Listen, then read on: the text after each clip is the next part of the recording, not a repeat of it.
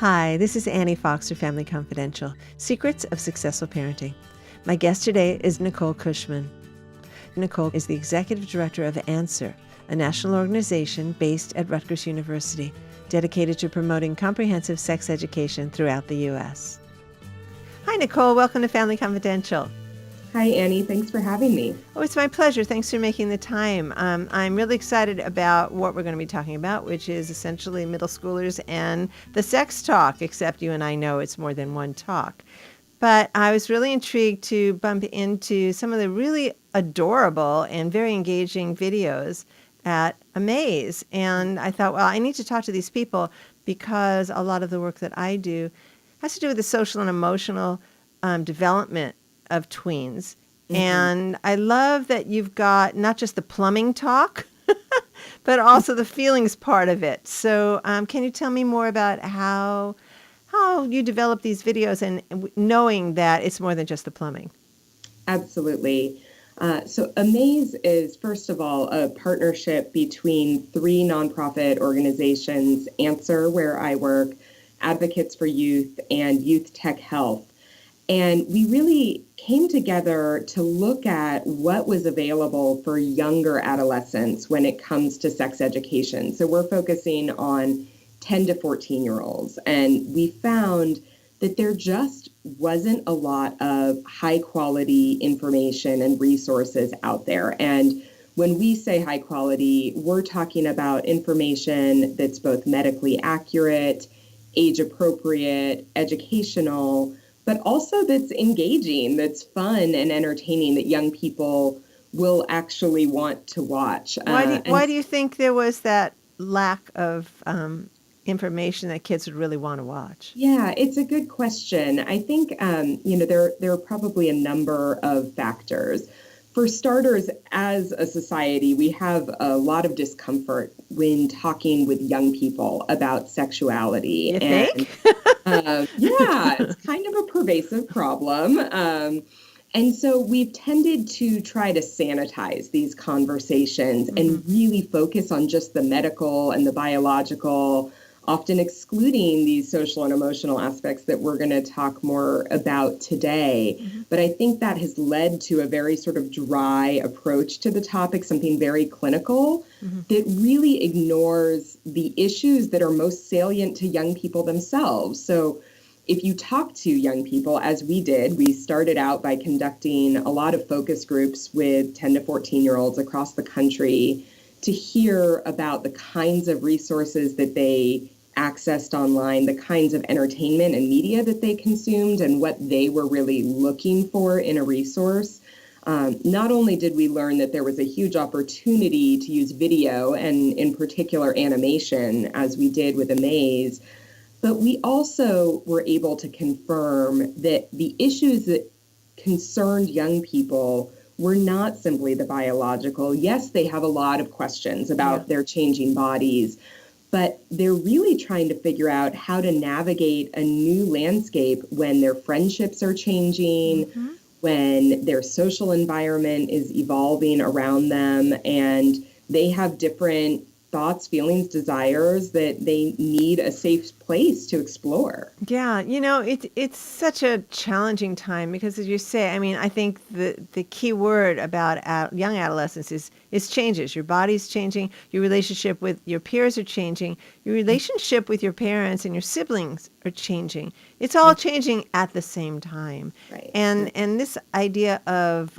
sexual feelings and attractions, and in addition to the biological changes, it's so confusing. And the parents, well, let's just face it. I mean, it's awkward for kids to think of their parents as sexual beings who might be able to be talking to them about them. And it's equally awkward and scary, confusing for parents to think about their kids as, oh no, are we at this stage yet? So I wanted to ask you about some tips that you've discovered are actually helpful when parents, I mean, look, we need to have these conversations, but they don't have to be the nail biting. Oh gosh, I dread this. It should be comfortable. So what are your Yeah. tips for making it more comfortable for parents? Absolutely.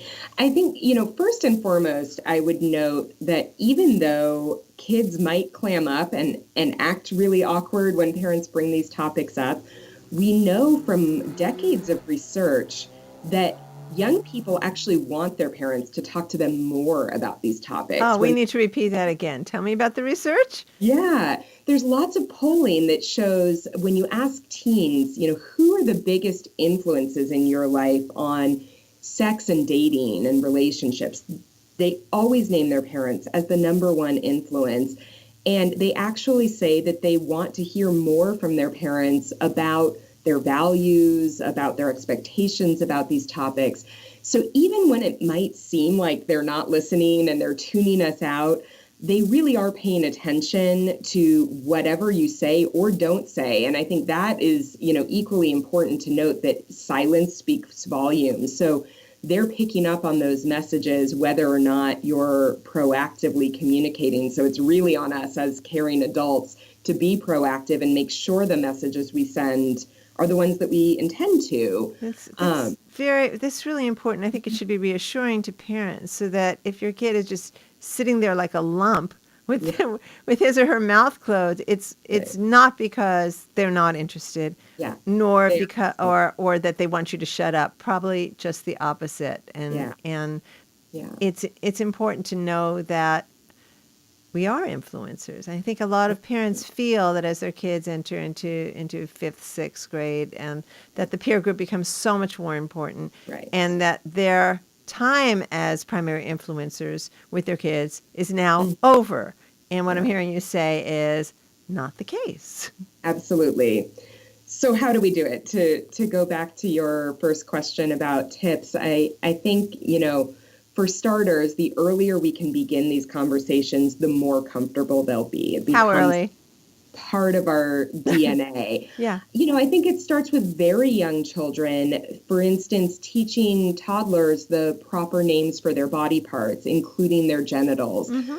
We know that that's important not only to equip them with proper language and make them feel comfortable to sort of normalize these conversations, but it also can have protective effects. There's research showing that young children who know the names for their genitals are less likely to be targeted by sexual predators. That's interesting. Because they have an easier time reporting any possible abuse. Uh-huh. So that's a way to start, very young and build your own comfort as well as your children's comfort. Mm-hmm. And then I think there are some really kind of low touch ways to initiate these conversations during what we call teachable moments. Mm-hmm. So that could be when you're watching a television show together and there are characters on the show that are dating or starting a relationship. Or it could be a topic that comes up in a song, listening to the radio. Uh-huh. And parents can take advantage of those moments to say, well, what do you think about what those characters just did? Or, do you think that they talked enough about their relationship before they took that next step? How have you seen that play out with your friends? And that's an easy way to start the conversation without making it directly about your child and kind of putting them on the spot. Yeah. The other thing I was thinking about these teachable moments and how our kids are paying attention, maybe sometimes when we're not aware of it, is the choices we make in the way that we, the content we choose to take in, the way we live our lives in relation to other people, and the comments we make about other people's lifestyles, et cetera, et cetera. Can you say something about that? Yeah, absolutely. Young people are like sponges, and they really are picking up on all of the cues that their parents send. So that could be, for instance, what came to mind for me when you said the comments that we make about other people. It could be that an aunt or a friend of the family is pregnant and getting ready to grow their family, and how you respond to that. Do you pass some judgment? Are you, supportive and non-judgmental in the way that you talk about that friend or relative? It could be that some new neighbors move in and they're a same-sex couple, and you talk about that as something completely normal, and this is another type of family that's in the neighborhood now, or do you sort of make it like gossip, or there's some sort of intrigue there?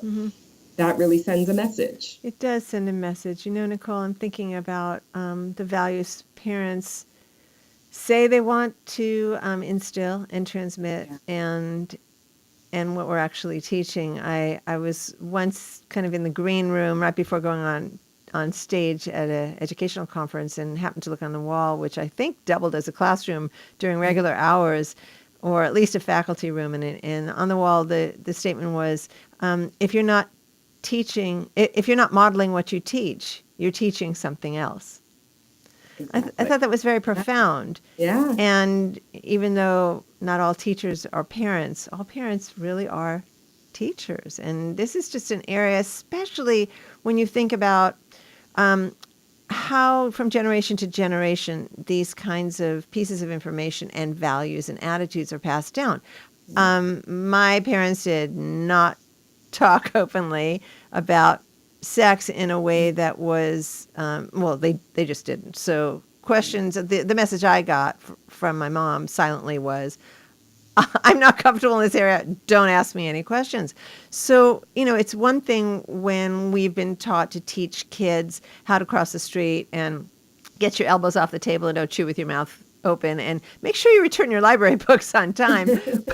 But when we have not been the recipients of this kind of parental teaching, I think it makes it challenging for us to know how to do it. It does. We don't have a lot of good models out there to follow. And that was, another reason for creating Amaze. So not only did we develop this series of videos for young people to watch directly, or they could watch them with their parents or in a classroom, but we also put together a lot of supportive resources on the website, including tips for parents, conversation starters, FAQs, to really help use Amaze as that starting off point, just to get the conversation going. I was enjoying those videos and watching the comments, reading the comments that the kids were writing. Yeah. And I love that. Can you share a little bit of that, about the direct feedback you get from the audience that you created these for? Absolutely. Yeah. It's one of the really incredible things about social media and about YouTube in particular, is that it allows us to interact and have a two-way conversation with young people. And we've had a lot of really affirming comments, a lot of young people thanking us and saying, oh, I can relate to this. I went through something like this last year. This happened to me too. Or, asking us direct questions. I haven't gotten my period yet. I'm 14. When is it going to happen for me? And we also get a lot of requests. We get young people asking for us to develop new videos on additional topics that we haven't covered yet. And that's been tremendous for our team. We're taking note of all of those comments and figuring out how that can inform the content we develop moving forward. That's really wonderful. I don't know if there's any way you can answer this question, but I wonder how many kids who are watching these find them on their own, and their parents don't know that they're watching it, that they're using this source. Yeah. Not that there's anything wrong with these videos, folks. They're great. I would be happy for my kid to be watching these videos if he or she were 10 years old. But that's another wonderful part. I started a teen website 20 years ago this month, and it, when you're a trusted and freely accessible resource for young people, wow, that's an honor, and I am so glad that people are finding you. Yeah. Because their parents may not be up for this. Right. Or their kids might not have the language to ask the exact question that they want to ask. And if we can provide a vehicle to start that conversation, even if it originates from the child, that's great too.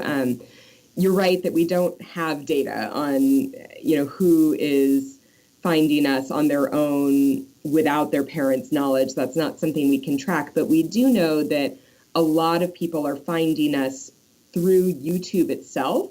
YouTube is a platform that young people are going to with a lot of questions now. They might start there. They might bypass Google and go straight to YouTube. So you could go to YouTube and say, I'm 14 and I haven't gotten my period yet. Help. Sure. Wow. You could. You might not get the exact answer to your question, but you could type in things like periods and puberty or girls' puberty. And so our goal is to design a resource that pops up first when you enter those searches, because we know there's also a lot of content out there that's not appropriate for young adolescents. And we want to be able to cut through that noise and really reach people with accurate, high quality information. This is awesome. I'm so glad that I stumbled upon you and these videos, because I would love to do what I can to help spread the word. This is very valuable. So we have about 30 seconds left. Nicole, if you could tell our viewers and listeners, I know it went fast, viewers and listeners, where on the web they can actually find out more about the work that you guys are doing. Absolutely. You can visit Amaze.org to check out those YouTube videos. And you can also find out more about our organization Answer at Answer.rutgers.edu. That's great. Thanks again for this really important work and for taking the time to talk to us, Nicole. I really appreciate it. Thank you, Annie. This is Annie Fox for Family Confidential, Secrets of Successful Parenting. To learn more about my work with tweens, teens, and parents, visit anniefox.com. Check out my parenting book, Teaching Kids to Be Good People, and my latest book for girls, the Girls Q&A book on friendship, 50 Ways to Fix a Friendship Without the Drama. Please review our Family Confidential podcast on iTunes. Every positive review helps more people find the podcast. Family Confidential is produced by Electric Eggplant, creators of books and apps for parents, kids, tweens, and teens. This will be our last podcast for a while.